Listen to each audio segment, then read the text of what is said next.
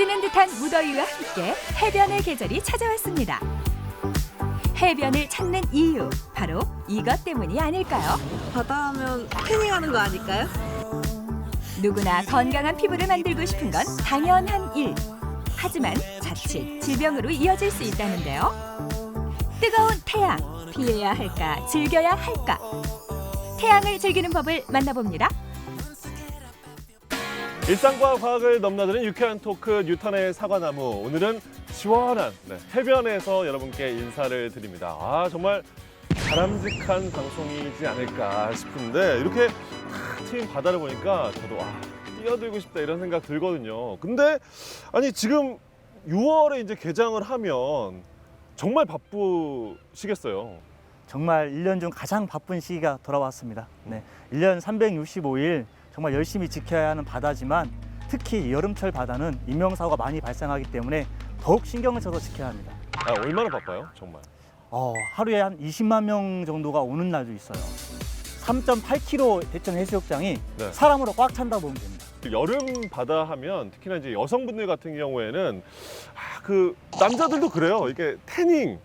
저도 여름 하면은 로망이 있죠. 근데 이제 진료실에 있다 보면은 태닝을 하고 나서 화상을 입고 온 환자들 때문에 요새는 로망보다는 걱정이 많은 계절인 것 같습니다.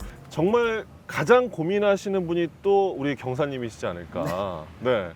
점점 까매질 것 같아요. 거의 흑인에 가깝다고 봐야죠.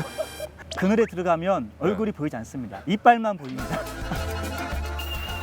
그러면 피할 수 없으면 잘 즐기는 것도 이제 방법일 텐데 교수님 그럼 좀 뭐랄까요? 예쁘게 태우는 건강하게 피부를 지킬 수 있는 선안에서 하는 것이 제일 중요한 것 같습니다. 그걸 잘못하면은 피부암에도 걸릴 수도 있고.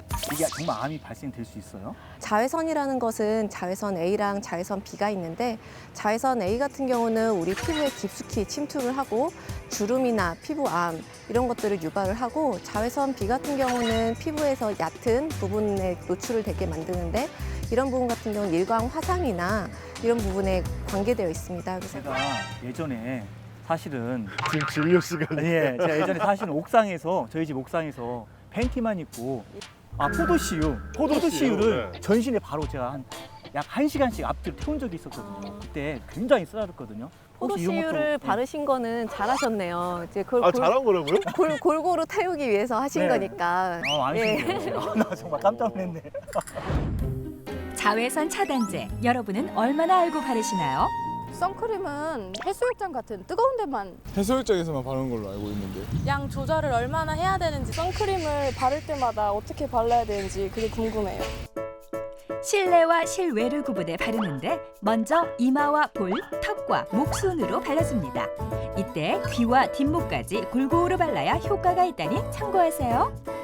자외선 차단제를 바르시라고 추천드리는 양은 500원짜리 동전 무게만큼 바르시도록 권장하고 있습니다. 팔과 다리 역시 보호해야겠죠? 골고루 원을 그리듯 발라주면 오케이. 손등과 손가락 마디마디도 잊지 말고 꼭 챙겨주세요. 최근엔 다양한 형태의 제품들이 나오고 있는데요. 과연 어떤 걸 골라야 할까요? 스프레이형을 사용을 하게 된다면 굉장히 자주 덧바르는 것이 필요하고 여기에 개봉한 제품은 유통기한이 남아있더라도 6개월 안에 사용을 권장합니다.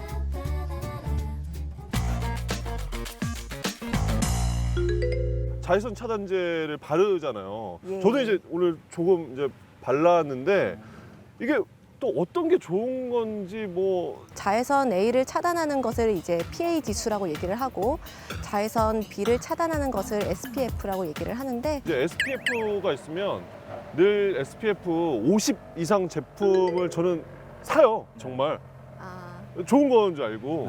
근데 정말 이게 나한테 필요한 걸까? 맞는 걸까는 싶거든요. 그러니까 SPF 50이라는 거는 의미하는 바가 자외선 차단 시간을 얘기를 합니다.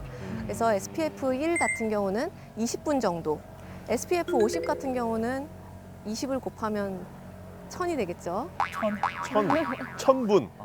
계산이 안 되네요. 1000분이면 몇 시간이죠?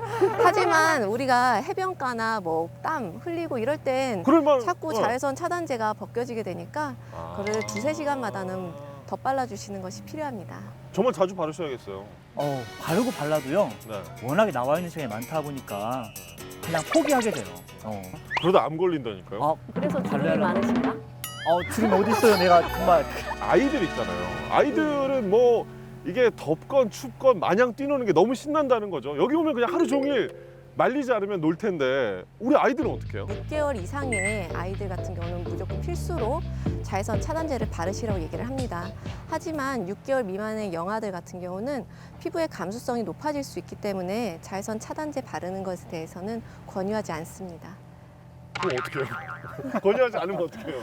챙이 넓은 모자를 쓴다든지 아니면 이제 가릴 수 있는 마스크, 긴 옷을 입는다든지 이런 식으로 우린 막 했네요. 저는 포도씨유 발랐습니다. 뭐 자외선 차단제도 잘 바르고 수분 섭취도 잘하고 하지만 해수욕장에서 놀다 보면 정신없을 때 오면 나도 모르게 머리 잡고 픽 쓰러질 수도 있다는 거죠. 일사병, 열사병 이런 분들로 오시는 분이 많은데요. 특히 일사병은 여름에 가장 흔한 질병 가운데 하나입니다. 그러니까 더위 먹는 거잖아요. 네.